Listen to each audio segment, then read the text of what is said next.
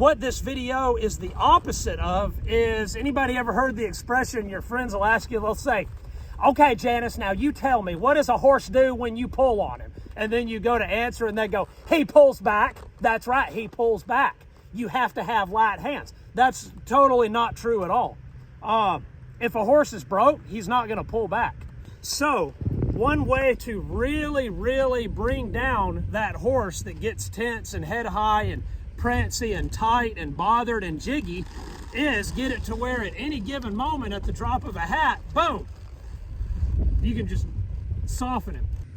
Now, obviously, when he was first learning this, it was more like massage, massage, massage, a little more, good boy, and then, 2 minutes of petting. And that's where most people get, and then that's all they get. You need to keep going with that, get more particular, get it to where they will not push on you. See how I can just pick these up and looky here. See how I can just put that nose all the way on the ground. See there, without even taking the float out of the rein. Okay, now, what's even more important than that is watch here. I'm gonna take a hold of him a little bit. 1, 2, 3, bump. Okay, see that? 1, 2, 3, 1, 2, 3, bump. Before we get into this, I'm gonna be exaggerating it. I'm gonna be having him put his head way down and really over bending and really over flexing at the pole, just to make the point. Now, I'm not saying that you should ride your horse around like this.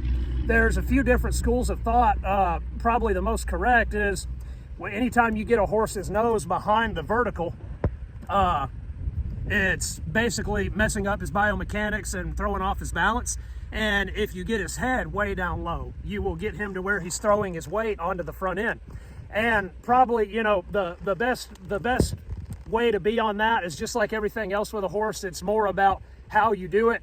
So for example, I try to never ask them to lower their head and soften their poll without equally using leg to drive them up into it. Now, I will ride them around and having them exaggerate the bend and the head position and things like that, because when I go to speed up, I'm gonna lose 30% of that until later on. So feel his head right here. I want you guys just to see this, so watch here. See how he will not brace on my hand, even if I'm kind of taking a hold or in a way to where I'm not really preparing him a whole lot. See, it's jello. I can put it wherever.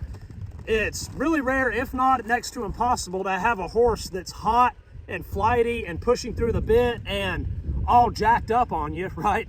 And be able to have his body completely butter at the tip of your fingers at the same time, right? So somebody said, yeah, my horse gets antsy on the trail, wants to catch up with other horses, wants to spook. What you'll notice is every time you lose the mental, you also lose the physical. Every time you lose the physical softness through the horse's body, his feet, his neck, his poll, his withers, his ribs, his hips, you will also lose the mental softness in his brain. See how those two are hand in hand?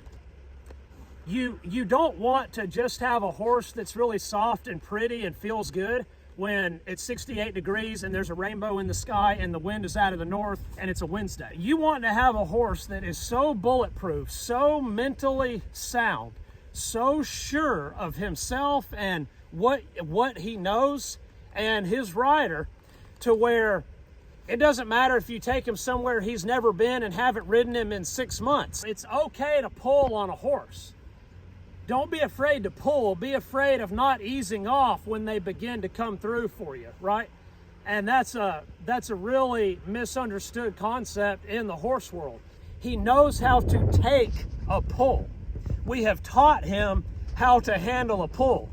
I'm about to do some kind of fast stops, asking him to be quick. What if we're loping out through the woods and there's a rattlesnake or a giant gopher hole or something? I need to be able to set you down in a hurry, or I need to be able to take a hold and just pull you and turn you, and you need to be okay with that. You do not need to be so fragile-minded that anytime somebody takes a little bit of a hold of you, you just throw your head and brace and just go, ah!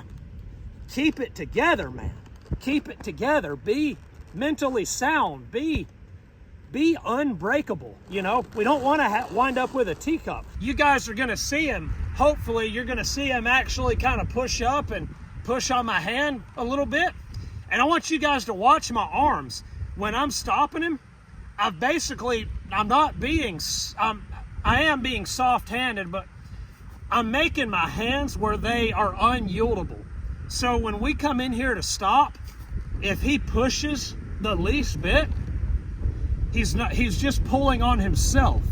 See there? So it's like get an unyieldable arm. Now watch this. See the slack right here? Unyieldable hand.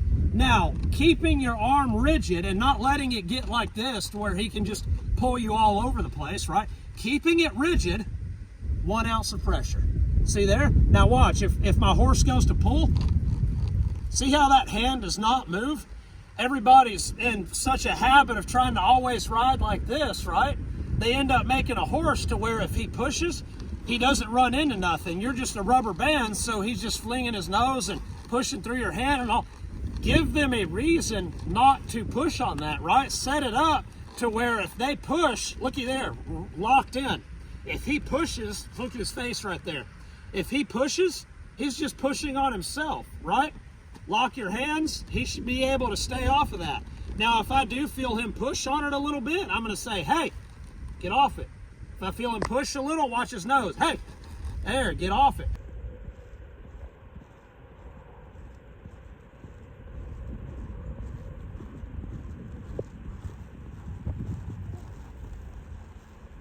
There, did you see right there? He kind of got out a little bit. Did you see how when he kind of started to push, if you notice, my arms kind of went bum, bum, bum, bum, bum, bum. That one felt a lot better. When I went to kind of take a little bit of a hold and stop him, he responded good, the feet responded, the neck stayed soft.